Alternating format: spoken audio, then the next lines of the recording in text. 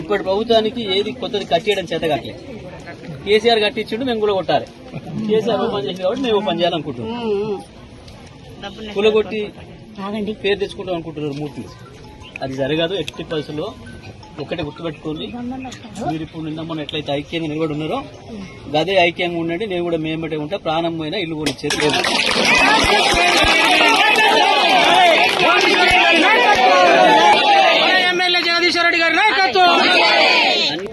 Court మీద కూడా ఆలోచన చేస్తా. వీళ్ళు అంటే సుప్రీంకోర్టు చెప్పిందని కూడా అడ్డం పెడుతారు. అదే సుప్రీంకోర్టు మనం కూడా పోదాం. అయ్యా మిగతా లెక్క కాదు మా పరిస్థితి. ఇప్పటి ప్రభుత్వానికి ఏది కొత్తది కట్టేయడం చేత కట్టలేదు. కేసీఆర్ కట్టించిండు, మేము కూడా కొట్టాలి. కేసీఆర్ ఓపెన్ చేసింది కాబట్టి మేము ఓపెన్ చేయాలనుకుంటున్నాం. కూలగొట్టి పేరు తెచ్చుకుంటాం అనుకుంటున్నారు మూర్తి. అది జరగదు ఎట్టి పరిస్థితుల్లో. ఒక్కటే గుర్తుపెట్టుకోండి,